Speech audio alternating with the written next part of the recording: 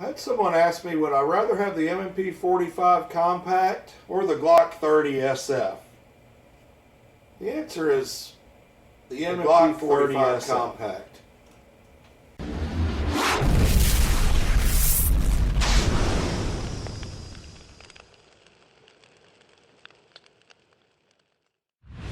And I'm just going to say right off the bat, these are both great handguns. I think they've both been proven over and over, and you can't go wrong with either one of them. They're both great guns.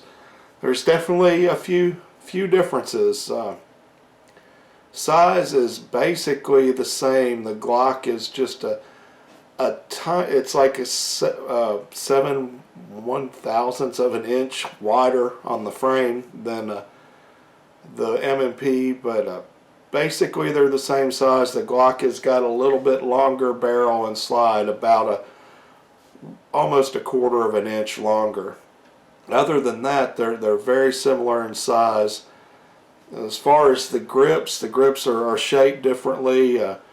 People say the Glocks are just huge grips and all, but for me, they both basically fit my hand like the exact same way. It's amazing how close they are, and I've got maybe small to average hands, but even though they're shaped differently, they fit just pretty much the exact same.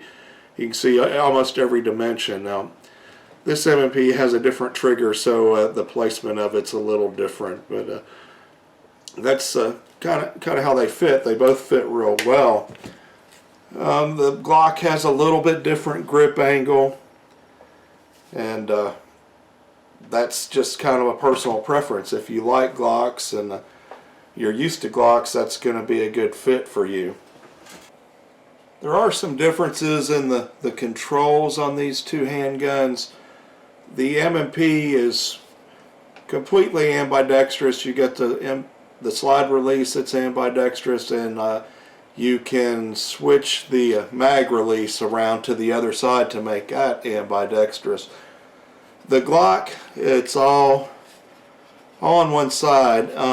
It's also a bit smaller on the mag release. I don't have a problem with it, and I believe that the slide releases are also, it's pretty much a wash as far as that. I mean, I'm right-handed, so it doesn't matter to me about the Glock just being on the left side. They both feel pretty much the same for me. I don't have a problem with either one of them. I would prefer on the Glock, on the G30SF, to have like the Gen 4 type mag release, but that's not an option. I'll show you the M&P40 Compact has the trigger that comes standard with the 45 Compact, so it's a little different the way the mechanism works. It doesn't have the bar in the middle, the safety, it's split in the middle. I mean, they work on the same principle as far as a safety, but quite a bit of difference. The reset is just barely audible, and you can just barely feel it. And this is pretty standard on the M&P triggers, other than the M&P22.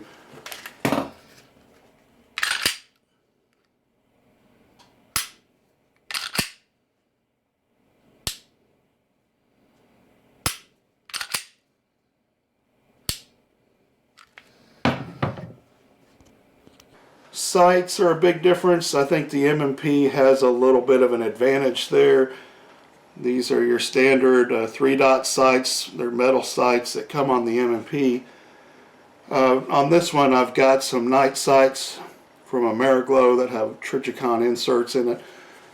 But the standard Glock sights are basically this. It's got the bar that goes underneath in the rear, and then the dot in the front. But those are your standard Glock sights. They're plastic. They don't get a lot of love from a lot of people. So sights, advantage, M&P. Both of these guns weigh pretty close to the same. As far as carry, they're very similar. It's easy to carry. I find the Glock's a little bit easier for me to carry. It's just a little smaller as far as it's not going to go down as far into my side as the M&P. As far as shooting, both of these guns are excellent shooters.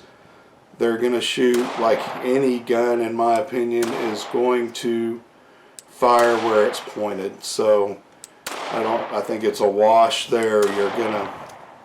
Your gun's gonna shoot where you aim it at, period.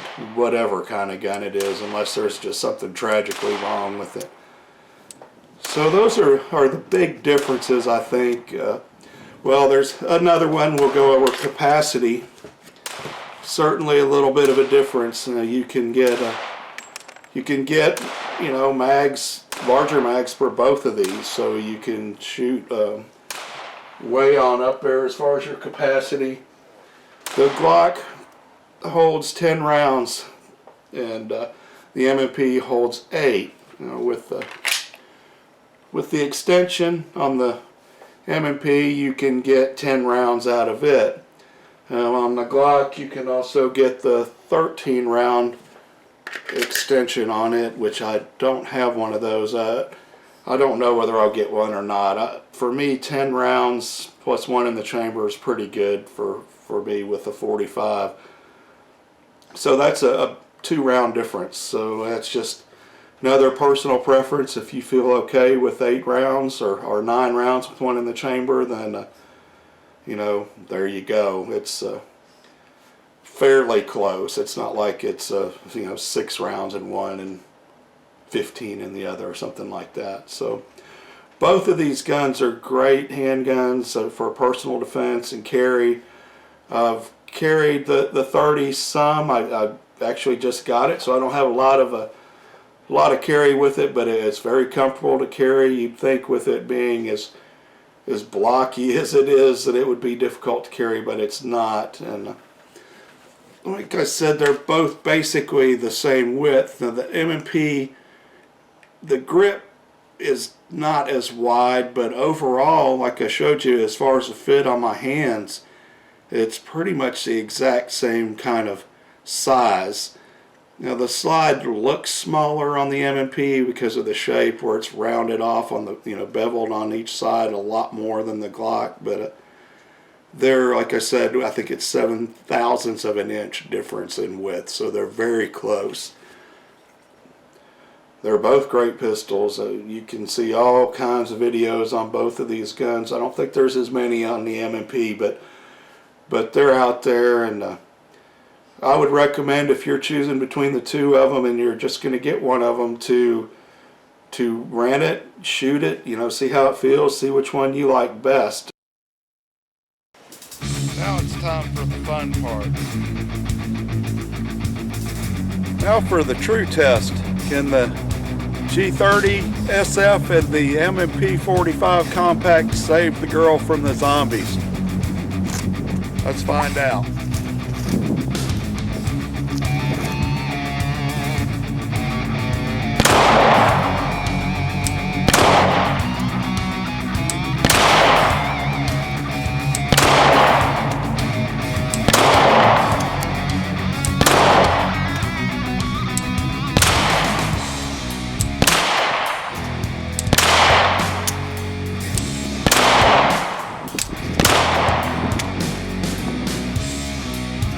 G30SF. Now let's try the M&P45 compact.